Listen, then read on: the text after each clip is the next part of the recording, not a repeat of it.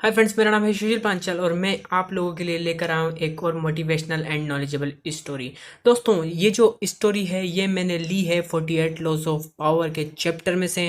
दोस्तों, अगर आपको लाइफ में सक्सेस होना है तो आपको हमेशा कुछ ना कुछ सीखते रहना ही पड़ेगा और सीखने का सबसे अच्छा जरिया है बुक्स पढ़ना। दोस्तों, अगर आप बुक्स पढ़ने में आपको टाइम लगता है या आप नहीं पढ़ पाते तो आप हमारी स्टोरी सुन सकते हैं। हम उन्हीं बुक में से आपके लिए पढ़कर अच्छी अच्छी स्टोरीज नॉलेजेबल लेकर आते हैं और मोटिवेशनल भी। तो दोस्तों, चलिए शुरू करते हैं आज की इस कहानी को।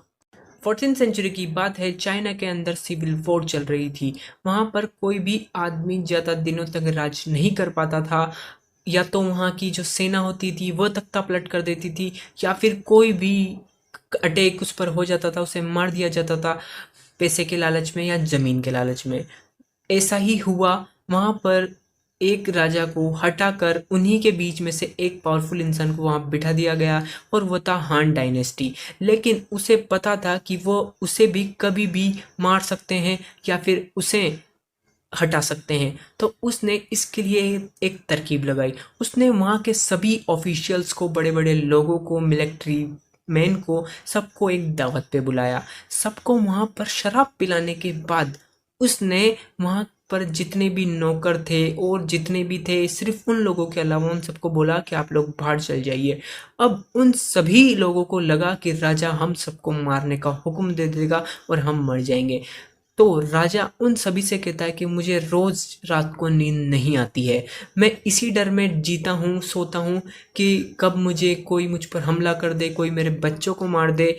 तो तो वह सभी लोग राजा से वादा करते हैं कि नहीं, हम कभी भी आपके साथ ऐसा नहीं करेंगे। लेकिन राजा काफी ज्यादा बुद्धिमान होता है। वह जानता है कि दौलत और आराम का नशा किसी को भी पागल बना सकता है। राजा उनसे बोलता है कि मैं तुम्हें काफी सारा पैसा और आराम की जिंदगी ऑफर करता हूँ। वह सभी चौंक जाते हैं कि राजा हमें सिक्योरिटी प्रोवाइड कर रहा है और हमें काफी सारा पैसा भी कर रहा है। तो वह सभी लोग अपनी अनुमति से रिजिग्नेशन साइन कर लेते हैं और राजा की बात मान लेते हैं। राजा उन सभी को अपने शहरों का वाइस मैन बना देता है और वह सब राजा के प्रति काफी ईमानदार हो जाते हैं। उन्हें टाइम टू टाइम पैसा मिलता है और वह राजा के वफादार हो जाते हैं।